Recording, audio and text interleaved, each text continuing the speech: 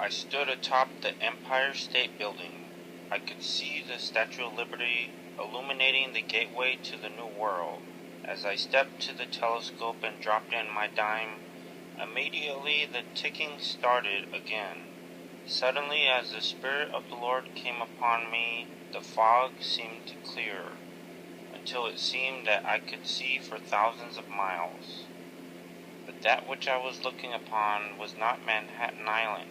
It was all of the North American continent spread out before me as a map spread out upon a table. Instead of the Statue of Liberty standing there in the bay on her small island, I saw her standing far out in the Gulf of Mexico. Suddenly from the sky I saw a giant hand reach down. A gigantic hand was reaching out towards the Statue of Liberty. In a moment her gleaming torch was torn from her hand, and in its place was placed a cup. And I saw protruding from that great cup a giant sword, shining as if a great light had been turned upon its glistening edge. As the great cup was placed in the hand of the Statue of Liberty, I heard these words: "Thus saith the Lord of hosts, drink ye and be drunken, spew and fall, and rise no more, because of the sword which I will send." Then suddenly the giant hand forced the cup to the lips of the Statue of Liberty, and she became powerless to defend herself. The mighty hand of God forced her to drink every drop from the cup.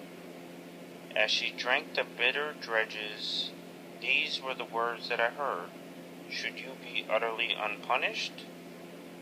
Then as I watched, another amazing thing was taking place. Far to the northwest, just over Alaska, a huge black cloud was arising in the shape of a skull. It seemed that what I saw was the entire North American continent spread out like a map upon a table. With this terrible skeleton arising from behind the table, it seemed to bend towards the United States, stretching forth a hand toward the east and one towards the west. I knew its only interest was to destroy the multitudes. As I watched in horror, the great black cloud stopped just above the Great Lakes region and turned its face towards New York City. Then out of the horrible, great gaping mouth began to appear wisps of vapor. These wisps of vapor were being blown towards New York City and all the eastern parts of the United States.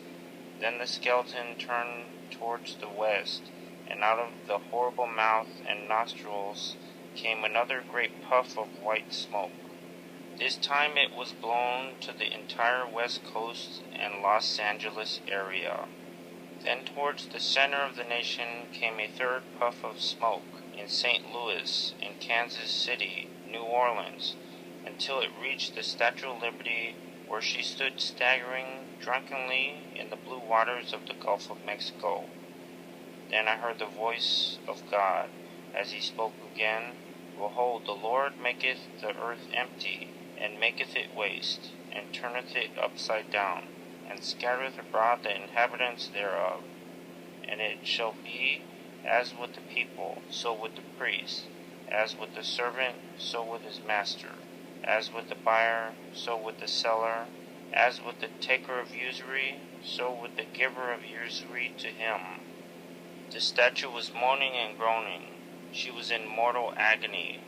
I watched her in the gulf as she staggered, clutching her lungs and her breast with her hands. Then she fell to her knees in a moment. She gave one final cough and made a last desperate effort to rise from her knees, and then fell face forward into the waters of the gulf and lay still as death.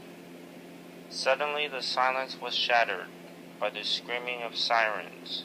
The sirens seemed to scream, "Run for your lives." The sirens seemed to be everywhere, to the north, south, east, and to the west.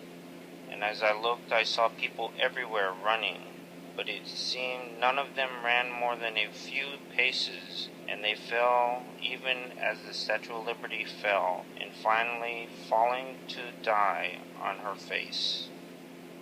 I saw millions of people falling in the streets, dying in the sidewalks.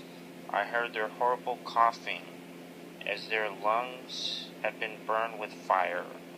I heard the moanings and groanings of the doomed and the dying, as I watched a few finally reached shelters.